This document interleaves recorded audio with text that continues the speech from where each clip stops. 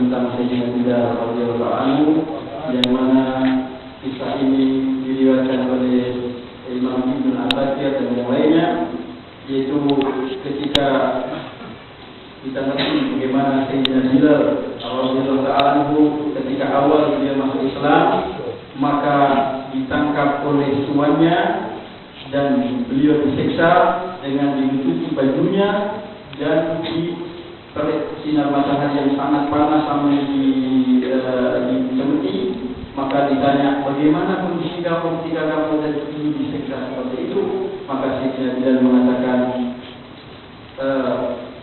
siksaan yang begitu dengan dibandingkan manisnya iman yang aku rasakan, maka manisnya iman mengalahkan daripada kepedihan siksa, sehingga aku tidak terasa apa-apa karena lebih daripada merasakan daripada manisnya iman.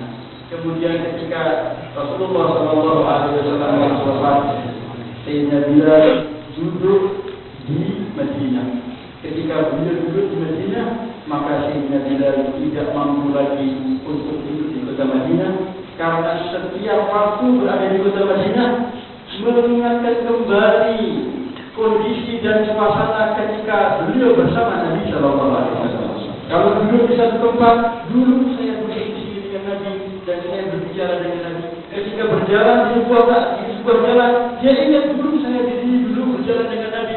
Karena selalu nostalgia pikirannya mengingat dengan Nabi yang seperti itu, sampai tidak bisa makan dan tidak bisa minum, akhirnya dia putuskan, aku tidak mampu lagi untuk duduk di kota Madinah karena perasaanku selalu mengingat Nabi. Akhirnya beliau pindah ke Damaskus. Ketika beliau pindah ke Damaskus dan tinggal setahun di sana, beliau ini berjumpa Nabi Sallallahu Alaihi Wasallam. Dan dalam perjumpaan Nabi SAW mengatakan, Nabi SAW mengatakan kepada Bilal, "Ma hadijah wahai Bilal, apa ini? Kenapa kamu meninggalkan kami? Kamu ya Bilal, meninggalkan kami ya Bilal. Kenapa engkau tidak mau ziarah kepada kami?" Dengan ucapan yang seperti itu pagi hari, Sayyidina Bilal radhiyallahu anhu langsung menyiapkan daripada bekalnya, menaiki daripada kudanya, langsung menuju daripada kota Madinah Munawwarah untuk menziarahi daripada Nabi Sallallahu Alaihi Wasallam. Sampai di dalam kota Madinah menziarahi Nabi Sallam, dan beliau tinggal di Masjid Nabawi. Ketika beliau tinggal di Masjid Nabawi, didatangi Sayyidina Abu Bakar Siddiq radhiyallahu anhu dan mengatakan oleh Bilal, tolong engkau sekarang azan untuk mengingatkan suasana ketika azan yang tidak Rasulullah. Maka Sayyidina Bilal mengatakan, saya tidak mampu lagi azan sunnah Rasulullah. Saya tidak bisa lagi azan.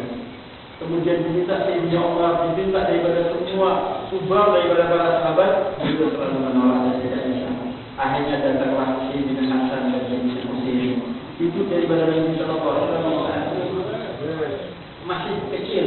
Maka ketika melihat daripada Sayyidina Husain dan Sayyidina Hasan, ingat daripada ini adalah orang yang sangat cinta Nabi Sallallahu Alaihi Wasallam.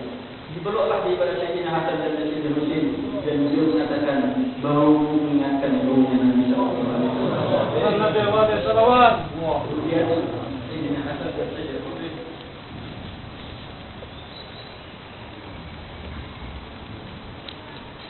sallu ala Nabi. Beliau mengatakan, wahai Bilal, tolong kau azan sebagaimana azannya engkau di zaman daripada rakyat.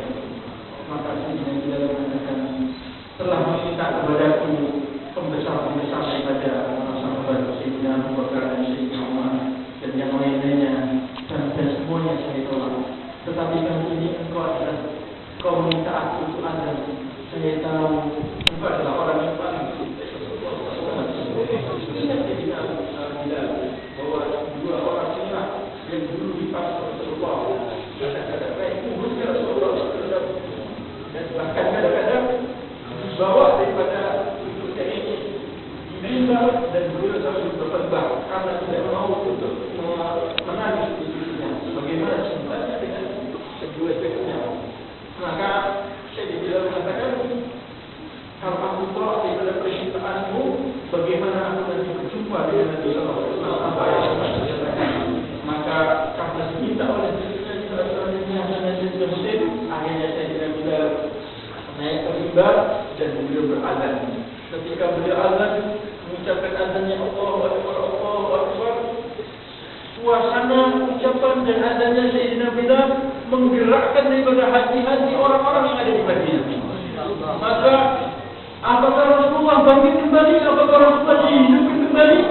Karena suasana mengingatkan zaman dahulu dia mereka mendengarkan ibadah azan di zaman Nabi SAW. Maka keluarlah daripada laki-laki dan perempuan, tua dan muda, yang dari jauh dan dari dekat dari kota Madinah, dan semuanya meneteskan air mata, menangis dan menangis, mengingati suasana dulu di zaman Nabi SAW ketika Sayyidina Bilal berazan dan di sampingnya adalah Nabi SAW, dan saat itu tidak ada suasana banjir air mata di kota Madinah seperti itu. yakni banjir yang kedua ketika yang pertama adalah wafatnya Nabi, dan banjir yang kedua adalah ketika mendengar daripada azannya Sayyidina Bilal. Akhirnya ketika Sayyidina Bilal sampai dengan kalimat wa asyhadu anna Muhammadar Rasulullah, maka beliau menangis dan terseduh sampai beliau terjatuh dan tidak mampu melanjutkan daripada azannya.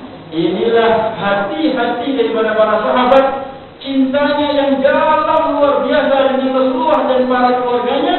Maka hendaknya kita lihat diri kita masing-masing, bagaimana perasaan kita kepada apa-apa yang telah diajarkan Nabi sallallahu alaihi wasallam.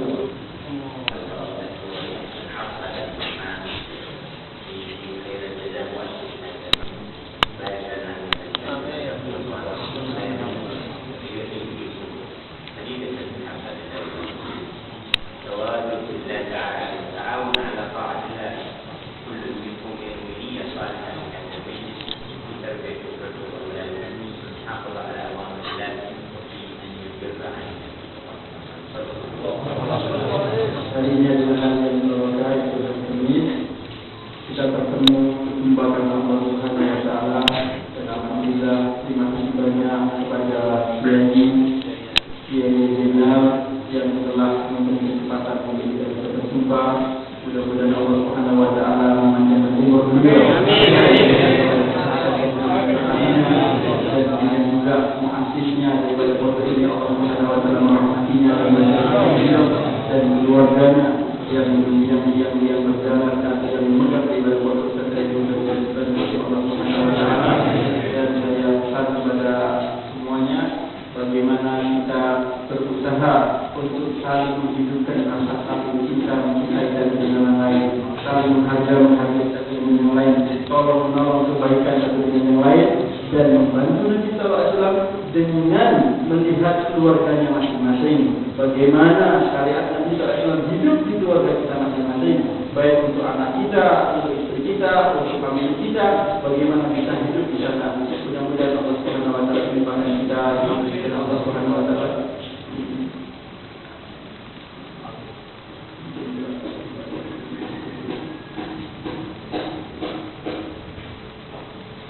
Dan